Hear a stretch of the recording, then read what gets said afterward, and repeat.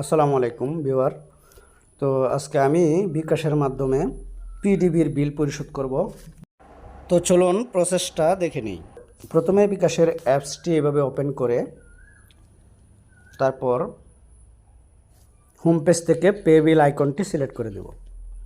এরপর এখানে অনেকগুলি আইকন চলে আসবে। এখান থেকে বিদ্যুতের যে আইকনটা আছে এটা সিলেক্ট করব। সিলেক্ট করার পর একটু স্ক্রল করে নিচের দিকে যাব।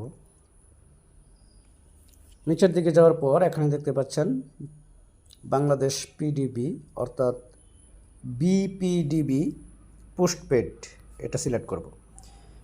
এটা সিলেক্ট করার পর এখানে মাস সিলেক্ট করাই আছে।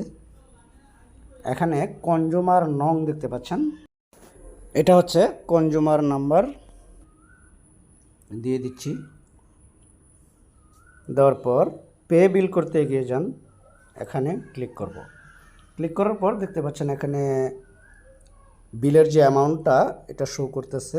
তো কাগজের যে অ্যামাউন্টটা আছে সেই অ্যামাউন্ট এবং বিকাশ অ্যাপসে প্রদর্শিত অ্যামাউন্ট দুইটা যদি মিলে যায়, তারপর নিচে পরের ধাপে যেতে ট্যাপ করুন, এখানে ক্লিক করবেন।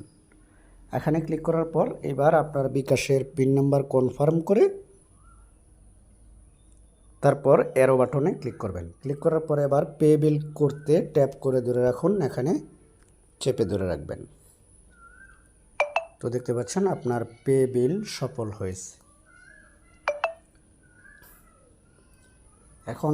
এখন পরবর্তী নিচের যে অ্যারো চিহ্ন আছে এখানে ক্লিক করব।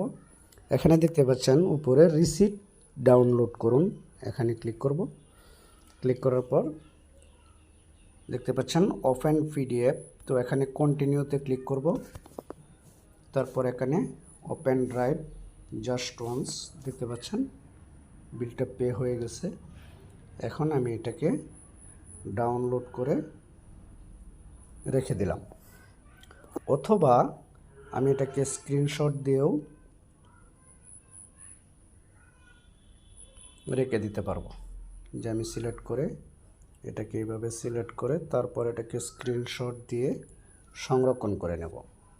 পরবর্তীতে যদি বিলের কোনো ঝামেলা হয়, এই ক্ষেত্রে এই রিসিপ্টটা আমার প্রমাণ হিসাবে কাজ করবে।